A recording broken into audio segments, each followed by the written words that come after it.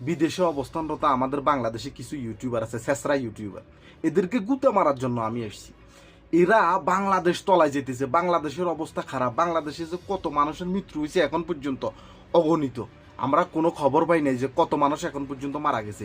আর এরা বলে রয়েছে কি নিয়ে জানেন? আসসালামু আলাইকুম, কি অবস্থা সবার দূরে এবং কাছে যে যেখান থেকে ভিডিওটা দেখছেন সবাইকে আন্তরিক ধন্যবাদ। ভিডিওটা ভালো লাগলে লাইক কমেন্ট শেয়ার করে অন্যকে দেখার সুযোগ করে দেবেন।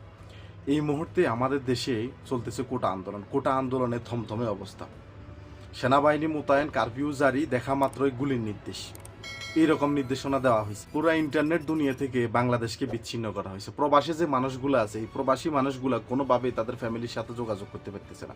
আজকে ভাই আমি আপনাদেরকে কোনো ইনফরমেশন দিতে আসিনি, কোনো মোটিভেশনও দিতে আসিনি। আজকে আসছি বিদেশে অবস্থানরত আমাদের বাংলাদেশে কিছু ইউটিউবার আছে, ছেসরা ইউটিউবার, এদেরকে গুঁতে মারার জন্য আমি এসেছি।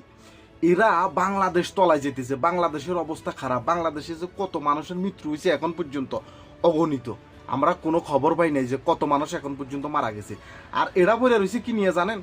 এরা বলে রয়েছে এখনো জুনিয়র সাকিবের খোঁজ খবর নিয়ে, জুনিয়র সাকিবের তথ্য ফাঁস, জুনিয়র সাকিবের গোপন খবর ফাঁস, জুনিয়র সাকিবের নুনু কাটি ফেলছে, জুনিয়র সাকিব আর বাবা হইতে পারবো না, জুনিয়র সাকিবের জন্য বিদেশ থেকে ডাক্তার আসতেছে।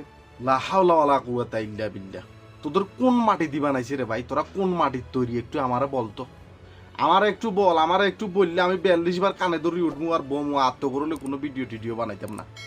এগুলো তোরা কি শুরু করলি? তোরা মানুষের আপডেট জানাবি যে বাংলাদেশের এখন কি অবস্থা, কি পরিস্থিতি। মানুষ এখন মোবাইল স্ক্রিনের দিকে, মানুষের চোখ, মানুষ শুধু খাকা করতেছে খবরের জন্য যে এই মুহূর্তে আমাদের দেশের কি অবস্থা, এই মুহূর্তে আমাদের ফ্যামিলির কি অবস্থা। কারণ অনেকগুলো প্রবাসী আছে, তাদের ছেলেপেলেগুলো ওই আন্দোলনে আছে, তাদের ছেলেপেলেগুলো এই কোটা বিরোধী আন্দোলন নিয়ে মাঠে নামছে। তোরা যে এই জিনিসগুলো করতেছস ভাই, এগুলা কি? এগুলা কোনো কথা না? কথা জাত। আল্লাহ তোমারে মেধা দিছে না, আল্লাহ তোমারে মেধা দিছে। ওই মেধা দিয়ে তুমি ভালো ভালো কিছু কন্টেন্ট ক্রিয়েট করো, তুমি ভালো ভালো কিছু ভিডিও বানাও, কিছু উপদেশমূলক ভিডিও বানাও, কিছু ইনফরমেশন দাও প্রবাসীদেরকে। এই মুহূর্তে প্রবাসীদের মন দিল সব কিছু খারাপ না। তুমি বইটা আসো কারে নিয়ে? ওই যে টোকাই, টোকাই জুনিয়র সাকিব রে নিয়ে। জুনিয়র সাকিব কে রে ভাই? জুনিয়র সাকিব কে?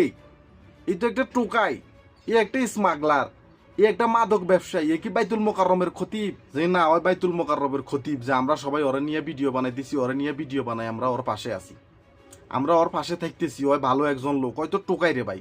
জুনিয়র সাকিব একজন টোকাই। ওরা নিয়ে ভিডিও বানাইলে কিচ্ছু হইব না। ওরা নিয়ে ভিডিও বানাইলে কয়টা ভিউ পাওয়া যাবে, এই হইল কথা।